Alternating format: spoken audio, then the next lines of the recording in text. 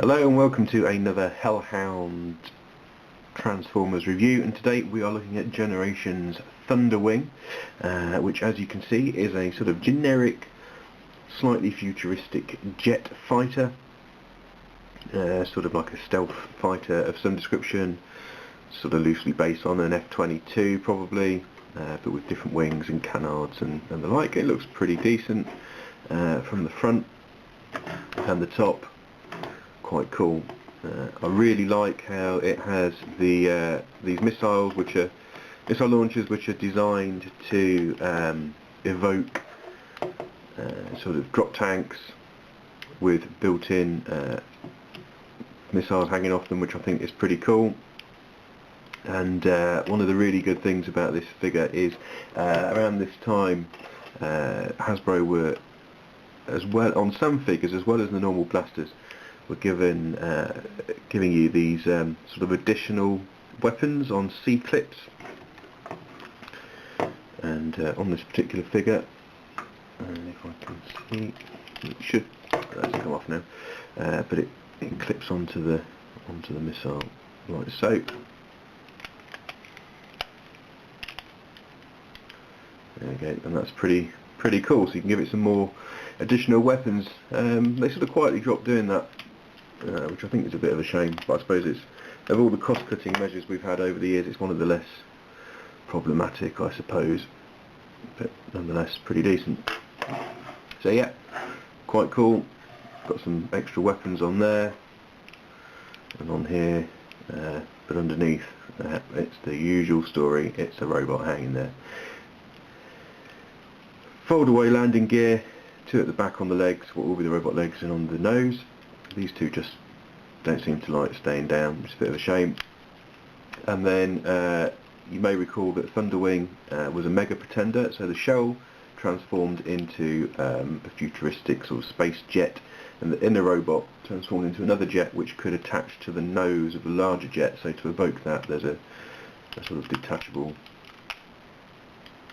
drone, which is a nice idea, and that you can see in practice on similar sort of thing on Titan Returns Black Shadow, which was the Black Shadow, of course, being the Japanese version of the original Thunderwing mould, and or remould of that, and this toy was remolded as Black Shadow as well, I believe. Okay, so let's try and transform him.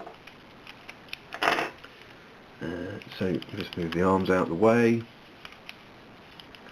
This bit lifts up so you can pull down his legs. There we go. Pop the skirts down. It's already sort of done it.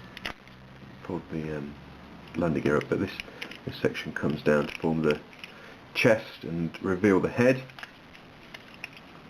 And back, fold down the tail and sort of lift up the bulk of the front of the jet. What we're going to do is this will flip over and this will fold back.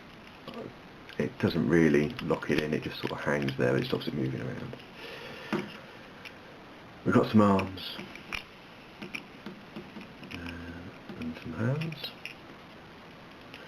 Arms and hands, and then the wings sort of splay out like a bat maybe, and you've got sort of funny feet. They don't sit flat, but they support him pretty well.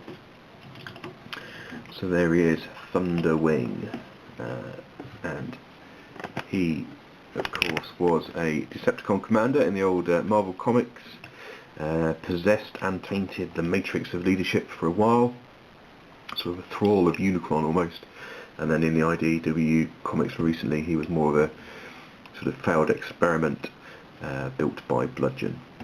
I always think it's interesting that for the pretenders, it's always the shell that has become the part of the toy that has endured, and I think this toy does a really good job of giving you an updated version of the pretend shell, and then a sort of a nod to the to what the Transformer inside transformed into. And that face is pretty good. Hopefully that's going to be in focus. I like it. It's really, really smart, and the light piping, well, it works quite well, but not from this angle, even though it is a sunny day. It's pretty good from a posability point of view. Head's on a swivel. It's an angle which is a bit weird. We can move the arm forward and back, out to the side, swivel at the bicep, and as you can see, a swivel at the wrist, which is nice. Don't get that very often. Nothing at the waist because of the transformation. Legs go out quite a long way. Restricted going forward, loads going back. Nice stiff swivel at the top of the thigh, 90-degree bend, and then there's a bit of wiggle in the ankles as well, which is good. The only criticism, and it's only a small one, from a robot point of view, is that you have to give him the drop tanks as a handheld weapon, and I don't know, for me they just don't really work very well, and it's a shame that they can't attach to the arms. There's not a lot else you can do. I mean, you could attach them onto his wing, back of his wing. They sort of look a bit odd, don't they? So yeah, so he's pretty good.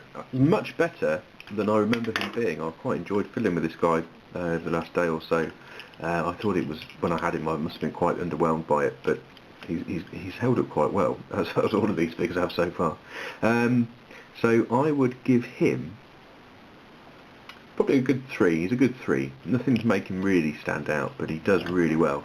And I imagine he's the best Thunderwing we're going to get for quite some time, because of course the only other Thunderwing we've had is this guy. This is the Titan's Return Thunderwing from the Siege on Cybertron box set. Die-cast head, Titan Master, with a really, really smart face sculpt. Very similar, I would say. Definitely the same character, which is nice. Yeah, and it transforms into a little robot. There we go, which we've all seen before. A bit more paint on this one because of course you had to pay an arm and a leg for it. And blue head, the pinky purple. So it's sort of the same colours as the inner robot from the original Thunderwing toy. I'm not sure who this is. It might be the body. It might be off of Black Shadow, maybe. Which I suppose makes sense. But he's quite cool. I'll probably give him, well, he gets a 3 because he's sort of, it's a Titan Master and it does everything it needs to do. And it's all painted up nicely. Yeah, so Thunderwing, 2 sets of 3 for totally different reasons, but you know, you can't mark them down because they're just solid figures, and the Universe version, Generations, is pretty decent.